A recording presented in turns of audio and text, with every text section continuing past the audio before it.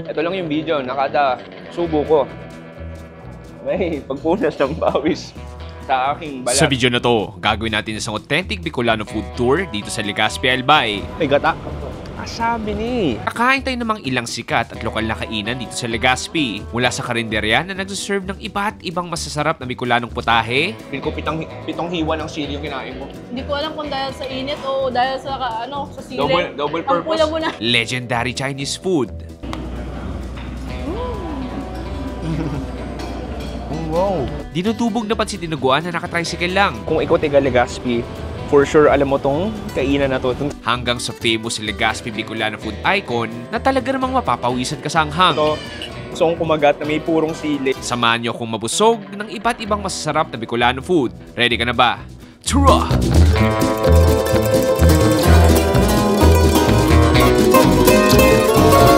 Mula Naga Camarines Sur ay nakabiyahe na ako papunta ng Legazpi, Albay. At kahit marami na ako natikman na masisiram na Bicolano food sa Naga, ay hindi magpapatalo ang Albay. At sa episode na to, kakain tayo sa mga ilan na talaga namang tatak Legazpi.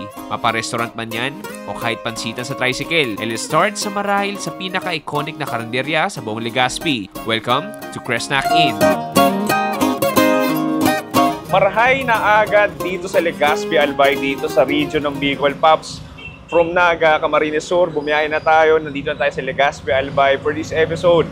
Gagawin natin isang ultimate local food tour dito sa Legazpi, Albay. Kung may naririnig kayong parang motor o parang maingay, yun ay generator dahil brownout dito sa Albay. Weekly brownout, sabi nila. Sabi rin yun ng local guide ko na nandito si Romel. Hi Mel, magandang umaga. Hi! Si Mel yung tutulong sa atin maghanap ng iba't ibang local food spots around Legazpi. Mel, nasaan tayo ngayon sa unang food spot? Nako, Chewy, nasa Kresnak Inn po tayo ngayon. Okay. So dito, ano mo masasabi mo sa Kresnak Inn? Like, ever since pa, pamilya mo, kumakain na ba kayo dito? Yes po, kumakain po kami dito paminsan-minsan. Oh, Matagal na siya eh. Ano yung mga binibenta nila dito? Madalas mga local foods, mga Filipino foods talaga. So masasabi mo makakain ako dito ng authentic Bicolano food? Ay, meron talaga tayo Meron nun. talaga. O sige, Paps, huwag tayo maligoy-ligoy pa, wala pang laman siyang ko. Pumasok na tayo. Pasensya na, medyo madilim at baka tumatagaktak ang pawis ko dahil brown out daw dito. May regular brown out daw dito lagi sa Albay. Hindi ka tiga Albay kung hindi mo na-experience yung brown out. Anyway, Paps, so dito, iba't ibang klaseng authentic Bicolano food, iba't ibang pagkain na matatagpuan mo lang dito sa Bicol. So may laing, lechon kawale, may pata, adobo. Bicol Express, syempre, 31 years strong na sila dito. So makikita mo dito, uy, ang sarap naman ng laing na yun. Ate, anong mga dapat ko i-try? Bicol Express, laing, lechon kawale. Okay, ito. Ensalada ang palaya. Ito yung Bicol Express. Okay. So, ito yung laing natin. Ito yung ating Bicol Express. Naku, mukhang manghang. Ito yung gusto ko. Okay, ito yung lechon kawali natin. So, order din ako langka. Pero ito, Bicolanong langka yan. Nigang na pata. Pero ilugan, ano muna, sir? Oo. Yun na.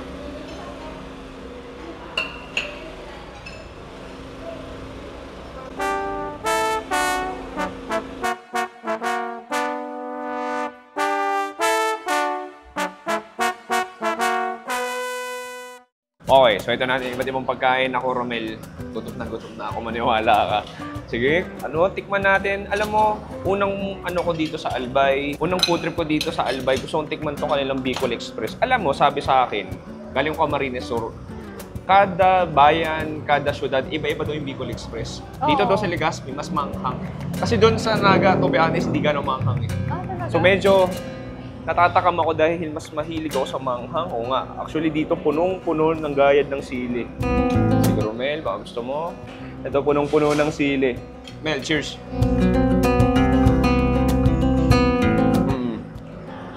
Oh wow! Gaber. Sa isang agat na yun, feel ko pitong hiwa ng sili yung kinain mo. Hindi ko alam kung dahil sa init o dahil sa sa sili. Double Ang purpose. pula mo na. Double purpose. Pero yun dahil sa walang kuryente yun, hindi pa sa sili yun. Pero ang sarap. Oh, this one, mas lasam yung gisa ng sili doon sa Bicol Express. I mean, typical, milky, medyo creamy siya. Hindi alamang nalalasahan ko. Pero ito, lasang-lasam yung gisa ng sili. Pero ang sarap. Actually, to be honest, parang ito yung nahanap kong Bicol Express. Ang talaga. Bestseller din daw nila na lechon kawali. Sige, tignan ko muna ng walang sauce. Cheers. Very straightforward. Crispy yung balat, mataba, hindi ganun mantika, lambot, sarap. Sige, next natin, try ko tong langka. Ay, puna na kita. Salamat. So ito, ginataang langka. Cheers. Cheers. Kung luto ng nanay mo, ang masarap magluto ng langka, ganun-ganun lang din. Iba lang din talaga yung gata gaming dito sa Gata gaming dito sa Albay. Oo. May maraming dishes talaga dito sa Albay. Actually, sa buong Bicol Buong naman Bicol. gumagamit talaga ng gata. Parang yun yung heart ng culinary It's dito. either gata or sili. Mamili ka doon. So next, meron tayong sinigang dito. Okay, so kumukuha ako ng karne ngayon. Ito patay yung gamit nila. So tikman mo na yung sabaw ng sinigang.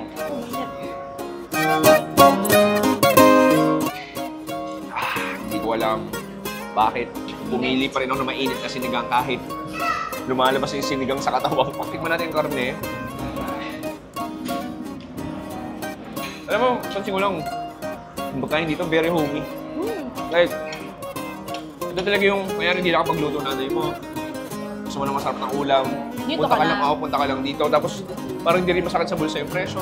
Eh, si ate ngayon, habang kumakain tayo, nakangiti sa akin. Ayan, no?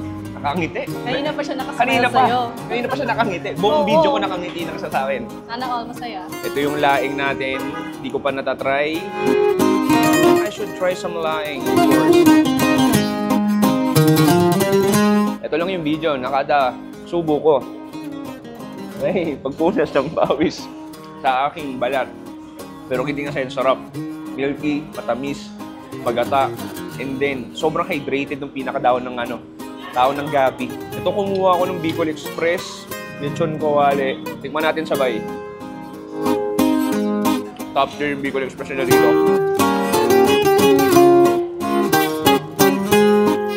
Ang sarap. Anyway pare, dito ba nagsisimula yung food trip natin? May mga ilan pa tayong pupuntahan dito sa Legazpi. Or si tayo next food trip.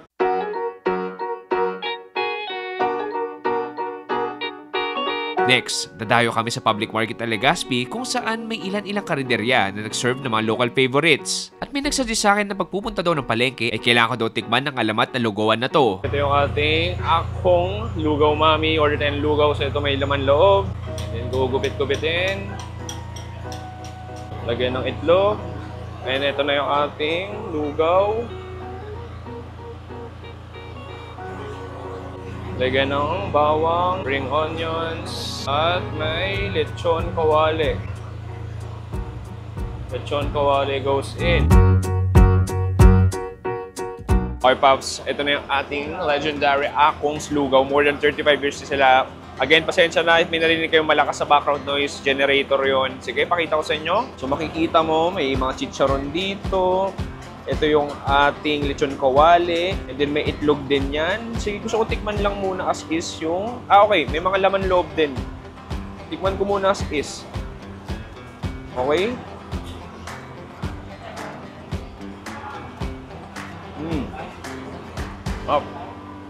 Very comforting. Ang kapal ng texture. Sobrang madikit siya. I mean, lugaw is lugaw. Pero good quality lugaw. Garlic na doon, spring onions na doon. Ang sarap ha. Hindi seryoso. Ang sarap ng texture niya. Then pwede mong timplahan. Ito may kalamansi juice tayo dito. Konting patis, chili. Then haluin natin.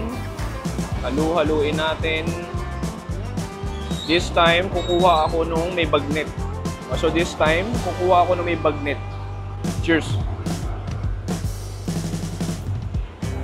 I mean, alam mo, lugaw lang naman siya eh. Lugaw is lugaw. Dapat ganun, ang sarap. Yung mga goto, kahit yung mga goto tuwalya, ang sarap eh. Okay pare, meron din tayo ditong Lanas Halo-Halo. Sikat to na halo-halo dito sa palengke ng Legazpi. Alam mo, Paps, itong malaki na to, 60 pesos lang to. So makikita mo, leche plan siya. Tapos, kung ano yung makita mo may leche plan tayo dito, pero pinaka nakakaiba na medyo unique, may keso yung halo-halo nila. So may cheese yung halo-halo. Sige, medyo kakaiba siya. Sige, haluin natin. Bagay na bagay ito, lalo na napakainit ngayon dito sa Legazpi. Cheers! Oh, nice. Oh, refreshing. Okay, alam mo nakakatulong. Akala ko medyo weird pero nakakatulong siya. It adds a fattiness texture. Actually, to be fair, hindi naman siya yung classic halo-halo kasi mas konti yung ingredients niya. Pero sa akin, mas pabor sa akin yun. Ayoko nung masyadong maraming ayoko nung masyadong maraming ingredients.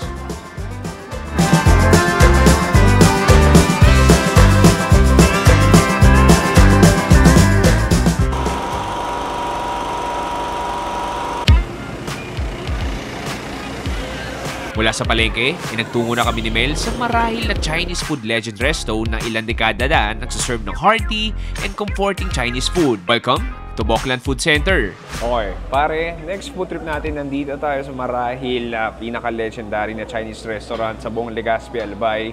Nandito tayo sa Boklan. Pops, 31 strong years sila.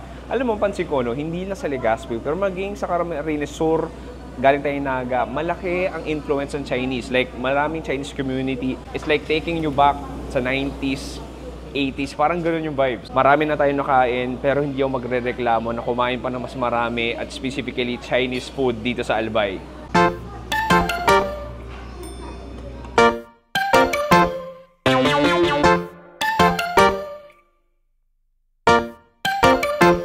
Okay pare, last food trip natin. Nandito na tayo sa legendary Boklan Food Center. Mel, anong kwento mo dito? Oo, bata pa kami. Siguro elementary pa ako. Nakain na kayo dito? Oo, pupunta na kami dito. Kaya kilala nga ako nung una. Show pa muna tayo. Sige, bibiyakin ko. Ay, ano ba to? Asado, bola-bola. Ay, asado. Okay, looks nice. Okay, cheers! Cheers!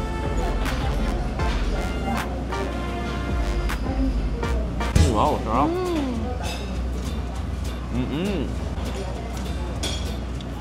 Ano siya, no? More on the dry side.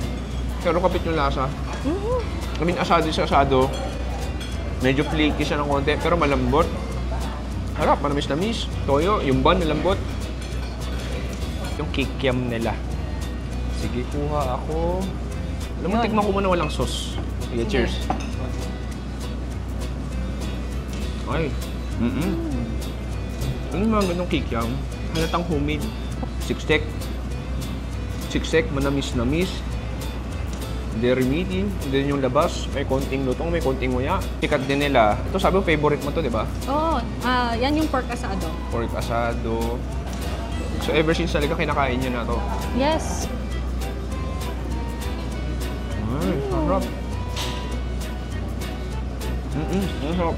Marami na nakakain pork asado. Pero ngayon lang nakita ng gatong style. Bakit? Same flavor profile. Like matamis. Siyempre lahat ng asado matamis. Pero ito iba eh. Yung sarsa niya.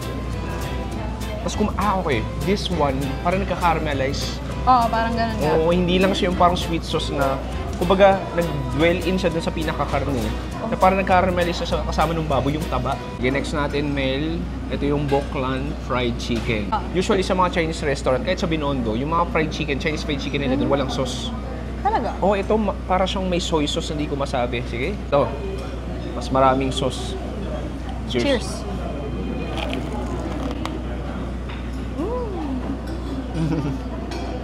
Wow. Boklan lang. Boklan lang. Una sa lahat, kung ano gusto mo sa fried chicken, malutong, juicy, malasa labas at loob. Pero yung sauce talaga nangingibabaw, para siyang very ma-umami na soy sauce. Yes. Oo, malasa. Okay, Mel, tigisa tayo. Siyempre, nasa Chinese restaurant ka.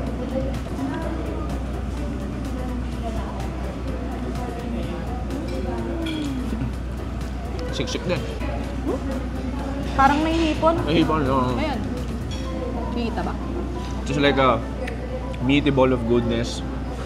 Medyo may bounce siya ng konti yung kaya mo. Sarap, classic Chinese style. Okay, so may hindi pa ako natitikman. Try ko tong pansit nila. Dahil sikat din sila dito.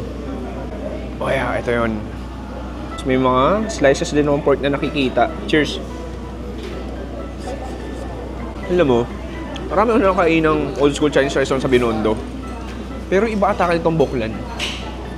Parang lasang-lasa mo yung stock na gamit. Hindi ko alam kung pork ba yun o beef, pero lasang-lasa mo. Parang kapit na kapit dun sa pinaka-sauce. Noodles natin, typical canton na mas malambot, medyo moist. Yan yung karne nandun. Ito this time, try ko with kikiam. Okay, so may pahabol pa ditong sweet and sour lapu-lapu. Punong-puno ng carrots, saka sibuyas. Sige, kuha ako. Kuha ng konting karne, sibuyas, saka carrots. Ayan. Yung mga ganitong klaseng pagkain, you're just enjoying every bite of it. Nakakatulong din yung ambience. I mean, very old school, very laid back. Yung mga ganitong klaseng kainan, ito yung panigurado, kung ikaw taga Legazpi ka, maalala mo yun na, uy, oo, kumakain kami ni Mama dyan, oo, dinadalaw ni Papa dyan. Paborito ni Papa dyan yung fried chicken.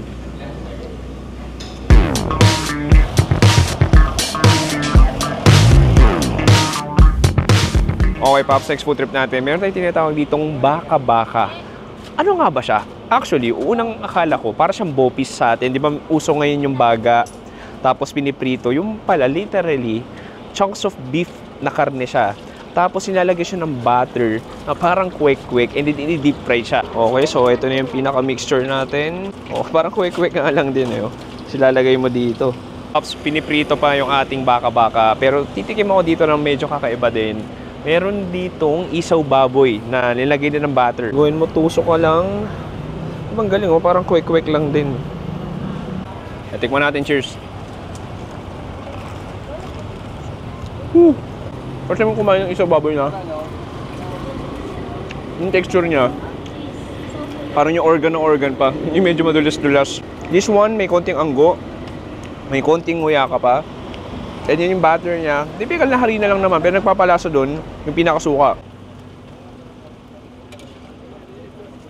Okay, so Pops, look at this. Ito yung ating baka-baka na tinatawag. Dito makita mo, Pops, paunahan kumuha ng baka-baka. Ayan. So, si Mel, ang savior for the day, nakakuha na siya ng ilang peraso. So, lalagyan ng suka. Pampalasa. Okay, Pops, moment of truth, it's time to eat this baka-baka. So, para siyang beef kwek-kwek dito sa Albay o dito sa Legazpi. Tikman natin. Oh, kapal. Una sa lahat, ang kapal ng karne niya. Sobrang kapal. To be fair, no? Nakapal yung karne niya, nakapal yung harina. Medyo matagal nguyain. In terms of lasa, sige, lasa naman tayo. Yung harina walang lasa, to be honest. Or, magbe-base ka talaga. Malaking factor yung suka, kung masarap ba yung suka o hindi. Tapos yung baka niya, lasang adobo. Basically, lasang adobo. Na dinip fried mo lang na may konting tusta, pero medyo chewy pa rin. Okay, medyo nagigets ko bakit siya highly addictive. Kasi isang piraso, malaki na yung karne. Oh, ayun o. Hirap ngayon. Okay, pare, next food trip natin para sa ating Legazpi Bicolano food tour. May isang sikat dito, Paps, isipin mo. Tricycle lang to.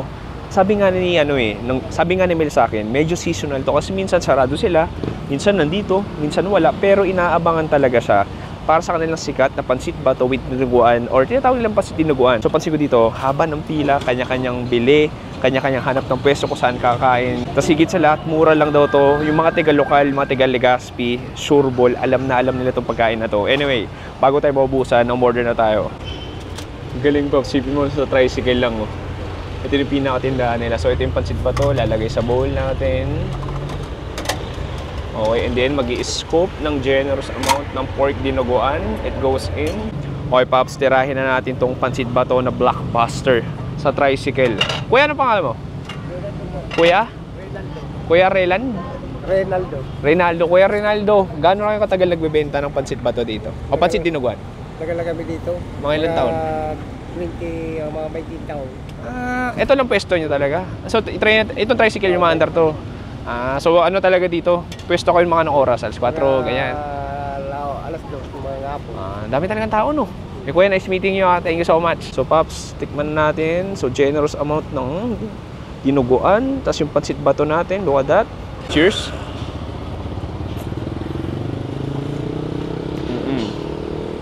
Oh, wow.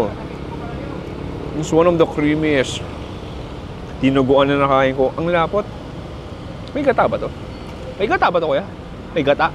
Ah, sabi ni. Ang sarap. May gata yung dinuguan nila. First time kumakain ng dinuguan na may gata. Sobrang creamy.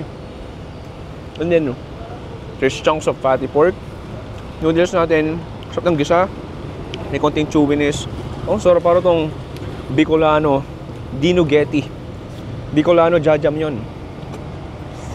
Pansin mo nga dito, hindi lang pala dinuguan yung in-order.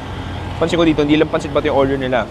May mga spaghetti rin sila, may sotanghon, may pansit canton. Di ba mo si Kuya Rinaldo, ilang years na sila dito, inaabangan talaga sila ng mga parokyano nila. Kung ikaw taga Legazpi, for sure alam mo tong kainan na to, tong tricycle na to. Ang sabi ni Mel, Walang pangalan yung stall. walang pangalan yung stall. So alam lang nila yung naka-tricycle, no? Anyway, di pa tapos yung food trip natin. May isa pa tayong pupunta ng legendary kainan dito sa Legazpi. At kakain pa tayo ng mas marami pagkain.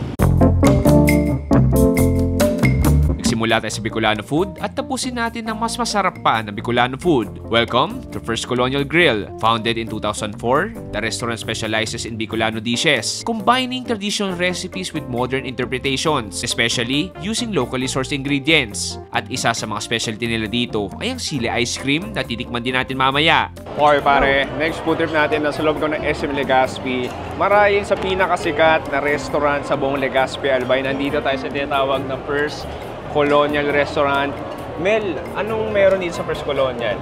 Ako, dito talaga, ang kanilang mga specialties, mga foods here in Albay. Okay. Meron mga tinutungang manok, Okay. yung laing. Dito, nakikita ko, nasa tagline din mismo nila eh. Home of the original sili ice cream. Dito kasi siya nag-originate talaga. Sila talaga yung nag-originate. Oo, sila talaga yung pinakaunang nakaisip nito. Ay nako, nakita mo yung menu kanina? Ang dami, sobra. So bukod sa sili, may mga iba-iba pa.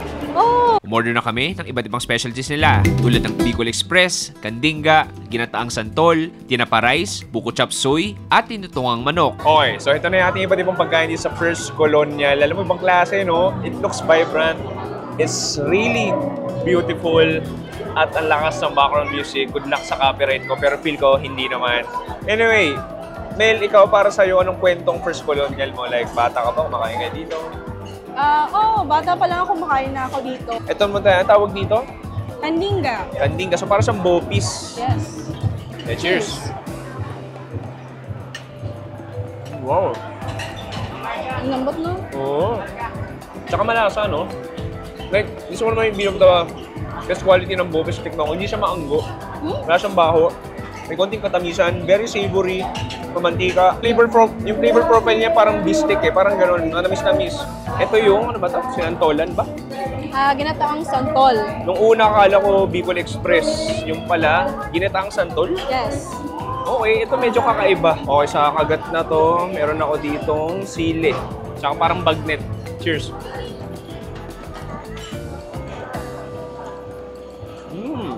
May nakain akong buong sili.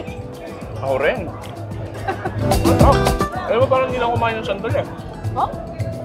Sama ko, kala mo parang karne kinakain mo. Parang same flavor profile ng Bicol Express though. May Santol konting lang ba? sourness siya. Oh, I mean, santol lang siya, may konting sourness. Pero parang Bicol Express nga lang din. And then may konting dagdag ng protina galing sa bagnet. Ito next natin, buko chop suey. Ito kakaiba. So may karne siya ng buko talaga, no? Ngayon ka lang ba nakakita? Ayun ng ganito? nakita ng yung pinakakarne ng buko. Kasi usually gata, di ba? Ito mismo, karne ng buko yung parang karne mo. Oo. Okay, cheers. Basically, chop suey is chop suey. Yes. Pero yung karne mo lang talaga is yung karne ng coconut. Pero bagay naman, parang alakala mo kumakain ka rin ng karne. Next natin, ito yung bestseller din nila na tinapa fried rice. Cheers. Kahit wala ka ng ulam, masarap na. Basically, parang sinangag lang din, pero ang daming tidbits ng salty tinapa. Next, ito yung, ano ba to? That is tinutungang manok. So, ano siya? Anong klaseng luto siya, Mel? Bale, may gata po siya, Opo. pero iba yung pagkaluto, tinututong yung flavor profile kumbaga. Kasi Okay. pag gata lang, medyo creamy lang, no? Saba, di ba? Tama, saba Yes. no? Sige, ako kain ako nung saba, tapos kain din ako nung manok. Cheers. kamote. Kamote, oo. No, kamote. Okay. Nalin lang Alam mo, ako tama doon. ka. Para siyang pinatuyo. Yes. Medyo dry siya, pero kumapit pa rin yung lasa ng gata doon sa manok. Parang kumbaga, how do you describe? Kasi di ba, Bicol Express, yung sauce yung nalalasahan mo, hindi yung karne. Ito, nakadikit na mismo yung sauce doon sa karne. Yes. Galing, sarap. Kakaiba. Oo, tapos may dagdag pa siyang toasted na lasa. Somehow meron, Yes. parang smoky flavor, Oo, parang yun. ganun. Okay, last but not the least, bestseller din nila yung Bicol Express. Ito ibang version naman, may tama? Yes. Dito kasi sa Colonial Grill, as far as I know, ginigrill daw nila ang meat bago Oo. nila lutuin into the dish itself. Ah, okay. Sige, medyo, ito kakaiba talaga. Never po nakain ng Bicol Express na inihaw muna. Thank you. Cheers. Cheers. I mean, okay. Flavor palette ng Bicol Express, manghang, magata, pero may konting smoking element nga galing doon sa inihaw. Yes. Sarap! Parang ano talaga, no? Ito yung maganda dito, parang feel ko, itong First Colonial, kahit medyo mainstream na siya, marami siyang branches dito. Pero yung lasa pa rin niya, lokal na lokal, no? Yes, kasi ang may-ari po nito is dito na po talaga sa Albay lumaki. Kaya more on Albay dishes talaga na in-elevate lang.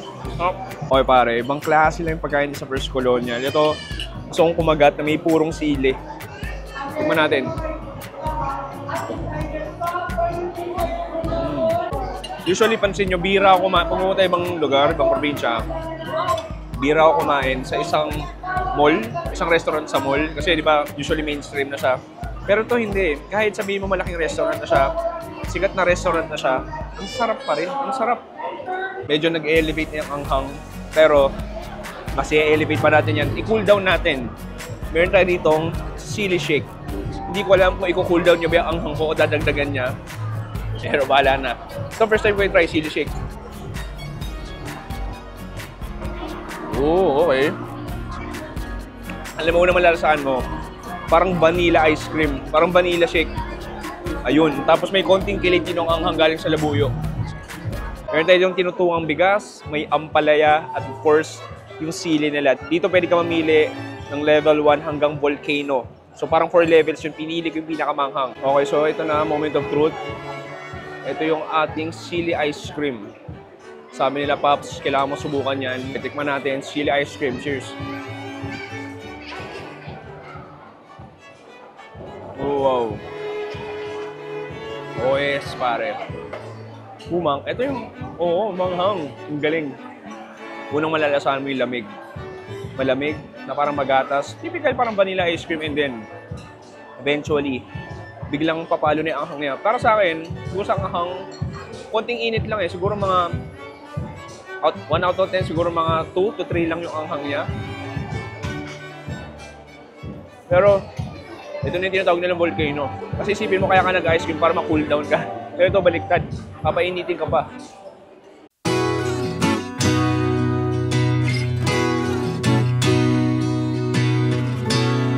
Okay, pare, dito nagtatapos sa ating isang ultimate Legazpi food tour. Sana natuwa kayo dyan. Yung mga taga Legazpi, yung mga taga Legazpi panigurado, na-miss yung kainin yung mga kinainan natin ngayong araw. Pero gusto mo po salamat. Di naging posible itong food trip na ito kundi dahil kay Mel. Mel, may gusto kami promote. Follow niyo po ako on TikTok, Doxy Delubio. Maraming salamat sa panonood. Ako si Chewy, kasama si Mel dito sa Legazpi Albay. Nagsabing stay safe. Good night and goodbye. Bang! Di nali narinig, isa pa. Ano yung bang? Malakas na bang? Oh, ngayon. Sige, go. Ay! Bang!